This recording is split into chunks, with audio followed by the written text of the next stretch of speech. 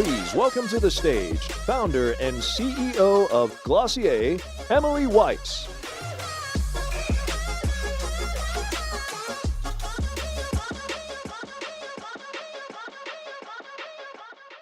Good morning. Good morning. I'm a little bummed they took my poll away, but I'll do what I can for you all this morning. Thank you for having me. Let me start with a quick story. Last spring, I was a guest speaker at another company's corporate offsite, and I was asked to share my insights on brand building in a digital era. Now, this company is massive. It's been around for decades. It has more lawyers on staff than Glossier does employees. And they were determined to better understand the digital landscape, which is why I was there. The session was going really well. I was being interviewed by the president of their North American business, and about halfway through, he leans in and he asks me, "So how do you make your customer feel heard? Everyone talks about how great Glossier is because you listen to your customer. So how do we make our customers feel like we're listening to them?" Do you understand the issue here? He wanted to know how to make someone feel heard, but wasn't willing to actually listen.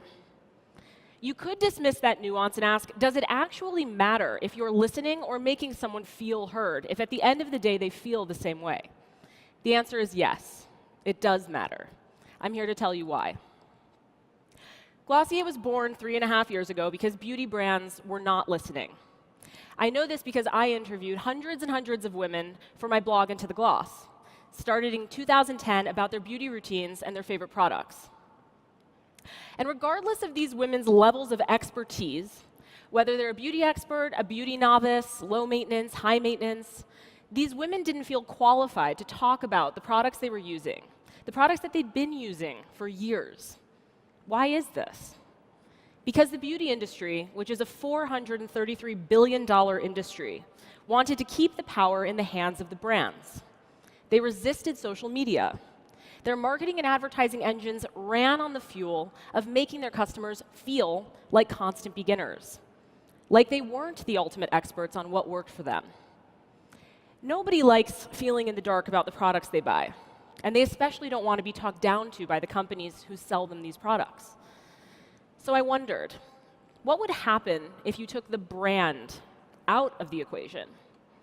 What if you built a company whose entire business model was based on empowering customers to share their knowledge with other customers? Because as we are all in this room realizing in a powerful and sometimes heartbreaking way, it doesn't matter anymore what a brand says about its products. It matters what the customers say about the products.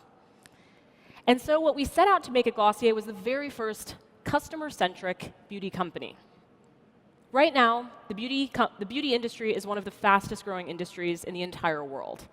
It's expected to be $750 billion by 2024, almost $1 trillion by 2030, and yet it's only 100 years old. Why is this industry growing so quickly? Because beauty products, the things that you put on your face, on your hair, and on your body, make you feel a certain way. And when you feel excited about something, whether it's a person, a product, or a destination, or a restaurant, you want to share this feeling with others. And thanks to social media, we can share these feelings with anyone at any time. When we have a terrible experience at a restaurant, we want to warn everyone else through a bad Yelp review. When we go to the most beautiful place we've ever seen in the world, we post way too many pictures of it on Instagram. And when we get married and have children, we want to share our joy with the world on Facebook. Beauty is no exception. Beauty is an experience, and people have become obsessed with sharing their experiences. So as a result, people are looking to other people and not to experts when they're in the discovery phase of shopping for something.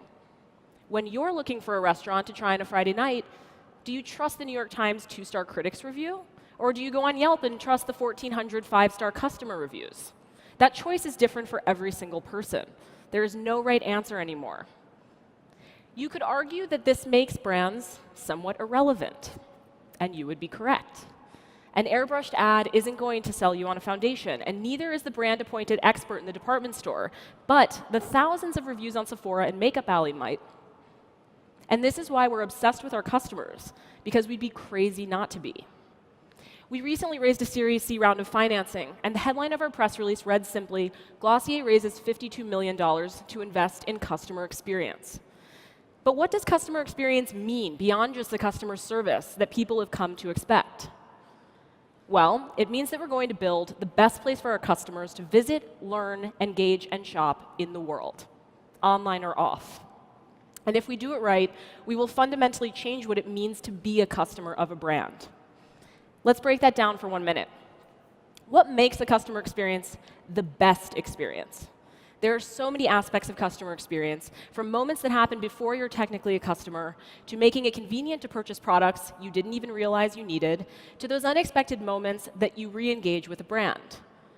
But most of these experiences are focused on the transactional. They're all designed to either acquire your business or retain it.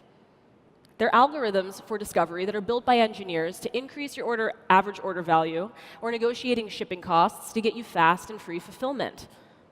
Look at the typical on and offline experiences in today's world. If you're shopping for beauty, let's say, in the physical retail world, you walk into a store and are greeted by a salesperson who you didn't choose and who you know nothing about. You don't get to swipe right or swipe left on your salesperson. By the looks of it, she prefers a natural makeup look, and you're hunting for the best glitter eyeliner and the most volumizing mascara on the market. Do you trust that this appointed expert will really be the right person to help you? To go back to restaurants, what if someone gave a restaurant 5 stars just because they didn't have to wait long on a Friday night? Or 1 star because they thought their pizza had too much sauce, but it turns out that you love saucy pizza. So your offline shopping experience is not ideal. It's no longer reflective of how consumers are making their choices. You've heard the tale many times that everyone has that one friend, or hey, maybe that friend is you, who refuses to walk into stores because they're bombarded by sales associates that they have no connection with, so they'll only go into a store if they can't find the product online. And if you are shopping online, you're likely either buying through Amazon or through a direct-to-consumer e-commerce company. Now, most direct-to-consumer companies have cut out middlemen, retailers, so they can play by their own rules and deliver customers the cost savings associated with being direct. But the customer experience is actually subpar. You're willing to go to xwebsite.com to buy your favorite shoes, but that's only because you actually really want the shoes and you can't get them anywhere else. It still took you a while to figure out that you really wanted those shoes, and then you had to go to a separate website just to purchase them, and now you won't get them for a few days. So there's a breadth of products available for purchase online, on the internet and in physical stores, but not a breadth of connection in one place to help you find these products, learn more about them, and understand how to use them and why they're important. So let me ask you a question. When's the last time you actually enjoyed purchasing something? There are thousands of you here, and I'm guessing there aren't many of you who can remember being viscerally excited to visit a store or a website. What about the last time you connected with someone? Maybe it was your old colleague who you haven't seen for a few years, and you ended up at the same conference in Las Vegas. Or maybe it was simply your spouse after a long week. There is no doubt that this is a fonder memory. And research by renowned social psychologist Matthew Lieberman tells us that we have 2 distinct networks of our brain that support social and non-social thinking. As one of those networks is activated, the other quiets. But here's the really interesting part. Whenever we stop our non-social thinking, the network for social thinking comes back online almost immediately. In so many words, evolution has placed a bet that the best thing for our brains to do in any spare moment is to get ready to see the world socially. So what does this have to do with retail, with e-commerce, and ultimately with Glossier? Well, let's start with the current Glossier experience. You've probably heard about our company through a peer-to-peer recommendation. 80% of our customers do. You heard that our skincare is game-changing and a lifesaver. You then went into what I like to call the land of 15 tabs. In the land of 15 tabs, you're opening every recommendation avenue available to you to help you contextualize whether or not you should get these products. YouTube, Google, Into the Gloss, Makeup Alley, Reddit, you name it. And suddenly you realize you've had to go to the bathroom for the last 30 minutes and you still don't know whether you should get the Priming Moisturizer Original or Priming Moisturizer Rich. So you go to our website, you take a chance on the rich, And by that point, you're thinking, man, I really wish I could just get this on Amazon with 2-hour drone shipping or Sephora so I could get my points. What if instead of entering the land of 15 tabs, you came only to Glossier.com and you were greeted by a satisfied customer who shared similar skin concerns as you, who used the same moisturizer you did, and who recommended our moisturizing moon mask because she knew it would help your skin in the winter, like it did hers.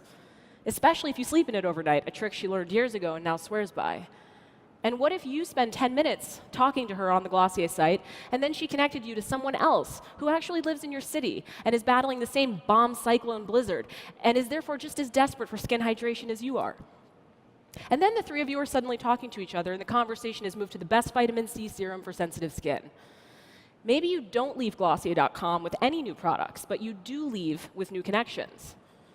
This would be a crazy proposition for traditional retailers. Encourage your customers to spend more time on your site and purchase fewer products. But it brings me back to Glossier being the company that's focused on the idea of empowering customers to share with other customers. We believe in building the connectivity with and between people. Let's go a little deeper with one of our actual customers. Her name is Noor. Noor had been reading Into the Gloss for ages, and in 2014, when she learned about the launch of Glossier through Into the Gloss, she was living in Orlando, Florida. She was working as a counselor in the Special Victims Unit, and she was blogging on the side. She's a skincare girl. She ordered all 3 of our Phase 1 products a couple of weeks after we launched, and was one of the first people to ever tag Glossier in an Instagram post. Fast forward to today, and Noor has placed 30 orders with us in the past 3 years. She's purchased Boy Brow 9 times and priming moisturizer 4 times. She's also an excellent referrer of our products. She sends around 20 new customers per month to Glossier, and she has a Net Promoter Score of 100%, which is 20 points higher than Glossier's average NPS score, which is 80. And in what we're building, we would connect the two of you. Imagine seeing Noor in your Instagram feed, with her full brows, talking about Glossier's Boy Brow. Something about the way she talks about her beauty routine sparks your interest. So you go to Glossier.com and you see what other products she likes. You can also see that she likes to backcomb her brows with Boy Brow, a cool trick that you'd never think to do on your own. And you even see a link to her top shelfie on Into the Gloss, where you can explore her entire medicine cabinet. You feel compelled to chat with Noor, to learn more about the products that she uses. After all, that's why we started Into the Gloss 8 years ago, because we made a bet that when you talk about people talking about their products, this is more interesting. Hypothetically, you start to learn that Noor's prepping for her wedding, and you just got married 6 months ago, so you share your full bridal beauty routine with her. She learns that you recently moved to Boston, where her favorite facialist lives. And by the end of this 15 or 20-minute conversation, you've walked away with 4 new product recommendations, a new esthetician, nostalgia from rehashing your wedding prep, and a thrill from having made a new connection. Now that we at Glossier know that you identify with her, and that you too love Boy Brow, and that you don't know much about makeup but love to treat your skin well, we can give you a customer experience that might just be the best in the world. We can tailor our communication to you to make sure we're showing you the best content, the most relevant products, the proper context that you need to make your purchasing decision. Now we can connect you with even more members of our community. And suddenly that non-social network of your brain that's usually active when making a purchasing decision is quiet. And the social part is activated in a way that it's never been before when you are buying something on the internet. This is the future for Glossier. It's what we're investing so heavily in, and it's also the future for brands. Most importantly, it's the future of the internet. Let's not forget that e-commerce is still in its early days and currently accounts for only 5% of global commerce. So in an age of Amazon, who's mastered offering a breadth of product, who has yet solved for a breadth of connection? Customers want this too. So in the end, you have to build community. You have to give your customers a voice. You have to truly listen to them and not just make them feel heard. You have to treat them with the respect that they deserve. Because after all, in this world where there is no scarcity of choice, you have to give them a reason to keep choosing you. Thank you very much.